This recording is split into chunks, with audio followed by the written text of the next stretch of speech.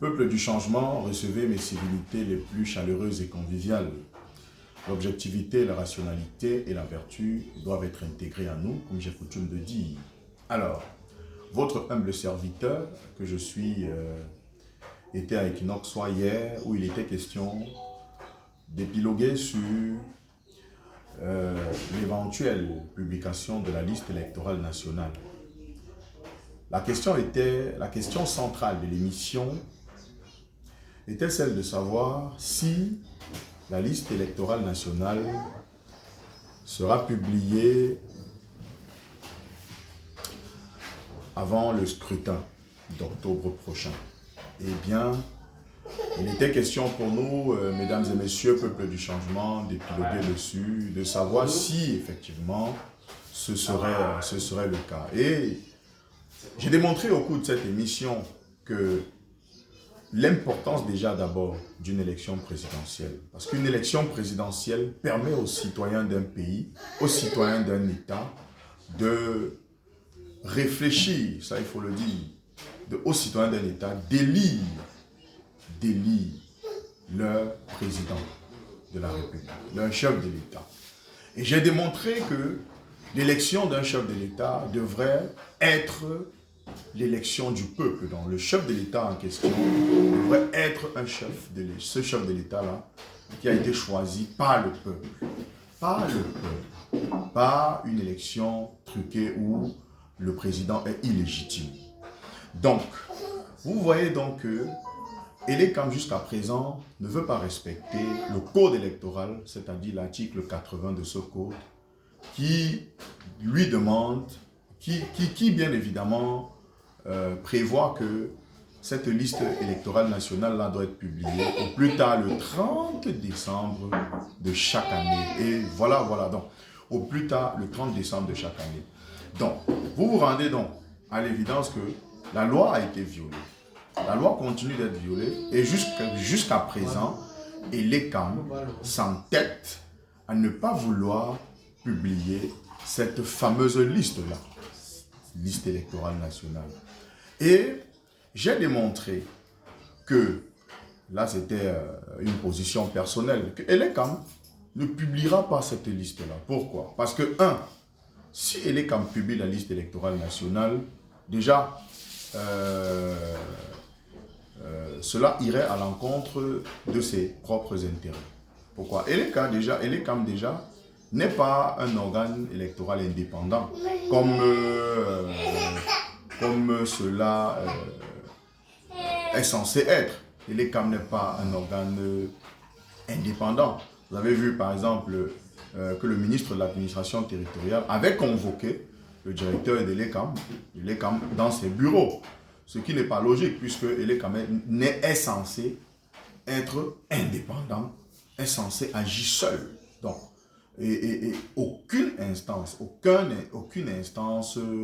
individu ne doit, en réalité, Elekam ne doit pas travailler avec, ou alors, du moins, Elekam ne doit recevoir les ordres ou les instructions de personne, ne doit recevoir les instructions et les ordres de personne. Mais vous vous rendez à l'évidence que ce n'est pas le cas. Ce n'est pas le cas.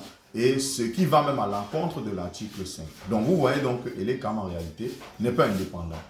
Mais parce que si Elekam publie la liste électorale, on va se rendre compte qu'il y a non seulement les doublons, les noms des personnes qui apparaissent plusieurs fois, on va se rendre compte que les décédés, les noms des décédés, des personnes décédées sont encore sur les listes et les décédés là continuent de voter, ainsi de suite. Parce que moi, je connais beaucoup de personnes qui sont décédées et tu vas te rendre à l'évidence que leur nom est toujours sur la liste. Or, s'ils publient, nous, on aura le temps de dénoncer cela afin que cela soit rectifié. Or, si c'est le cas, si la publication a lieu, ouais, donc on va constater tous ces fraudes-là et les morts le nom des décédés qui sont inscrits et les erreurs sur les noms et les noms même fictifs et tout ça.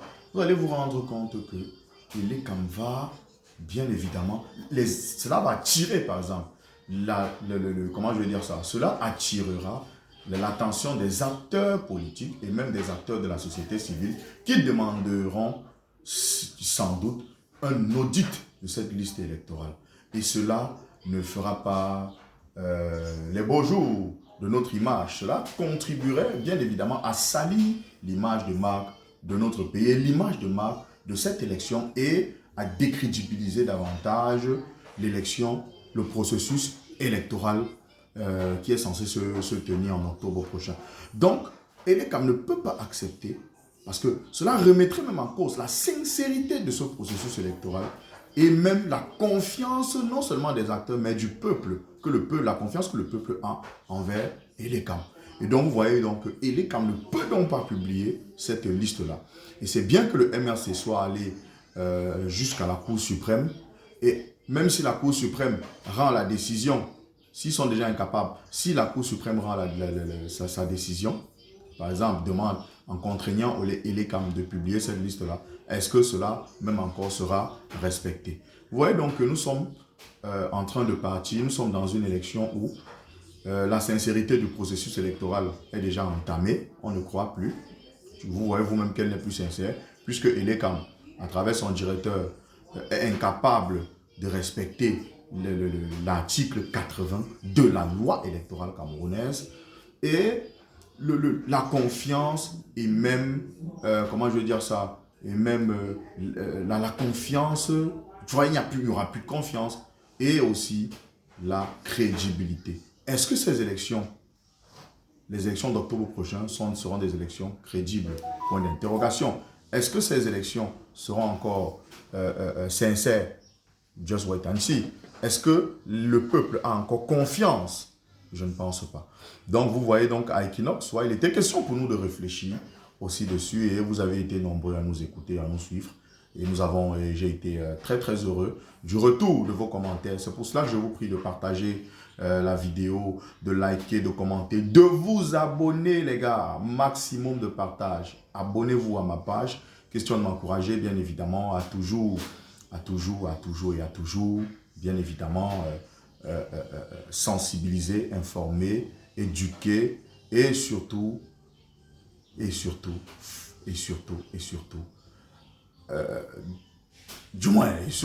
voilà, sensibiliser. Donc, il faut le dire. Donc, je suis très, très ravi du retour. Vraiment, vous avez été très nombreux à nous écouter et j'en suis véritablement ravi. L'objectivité, la rationalité et la vertu doivent être intégrées en nous.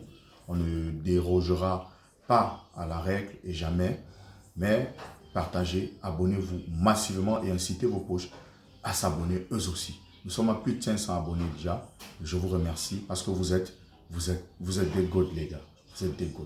Le changement c'est maintenant et tout le monde doit être impliqué dans cette lutte pour le changement parce que le changement cette année se fera avec tous les Camerounais. C'est pour cela que j'ai interpellé toutes les personnes handicapées de s'impliquer dans la chose politique parce que le Cameroun de demain, dans le Cameroun de demain, les personnes en situation de handicap ne seront plus que des personnes qui subissent, mais ce seront des personnes, il faudrait que ces personnes-là soient aussi à des postes de décision.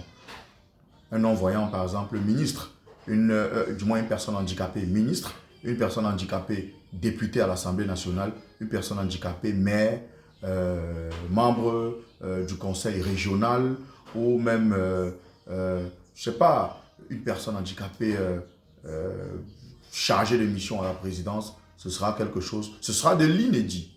Parce qu'effectivement, il y a de la compétence et il faut juste que on nous donne de la chance afin de voir ce que nous sommes ou alors nous serons bien évidemment capables de faire. Merci de nous avoir écoutés et bien des choses à vous. Bonjour.